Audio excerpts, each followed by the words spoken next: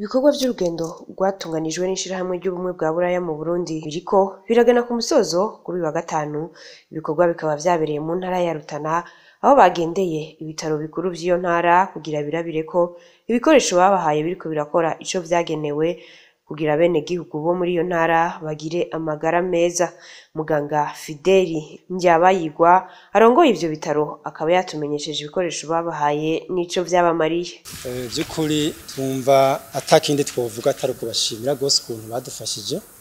Baradufashije mu kuduha ibikoresho bitandukanye. Ahanini yanovuga ibikoresho byo gupima indwara zitandukanye, byaba byo muri service twita laboratoire, hamwe n'ibikoresho byo gupima imbanyi cyo bita ecography, ndetse n'izindi ndwara bapima bakoresheje ico cuma. Baduhaye kandi n'icuma benshi bakunze kwita radio bakoresha mu gupima nk'indwara z'imvune ndetse n'izindi ndwara.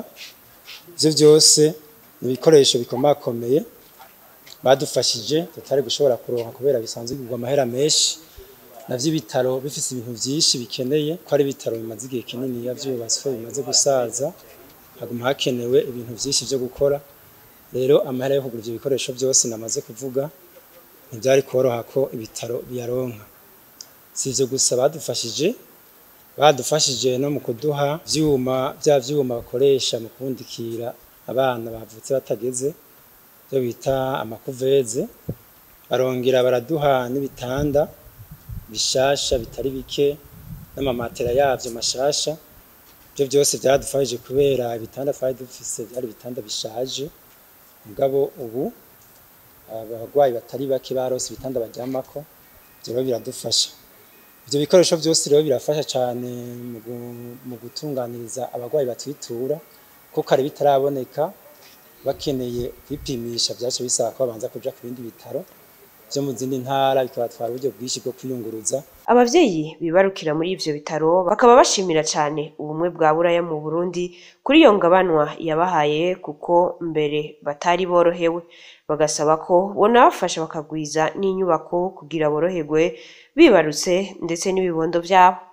Ko vyizi tugiriye nuko kare nk'ivyo twari tumaze kubona, kare nta bitanda vyari bihari, ariko ubu hari ibitanda bikomeye, kandi haraba abavyeyi bavyaye nk'abana bataragera cari kibazo. Nk'ubu turabona kuveze ntibahangayika kugira baje ikibuye, ico turagishima cane. Burya umuntu aba ari ahantu ho kumanga, ariko iyo urose umuntu agukeze bavuga uti vy'ukuri hariho abantu badufashe mu mugongo, ico turagishima. Ariko nanje kuvyo mugenzanje mwene data avuze naje ndabishimye cyane kuvyo avuze. Kindi nanje no kongerako nongeko, kuko murabona bino bitaro byacu ukuntu bimeze, ego bimeze neza, mugabo hari hakumbona kagihaze.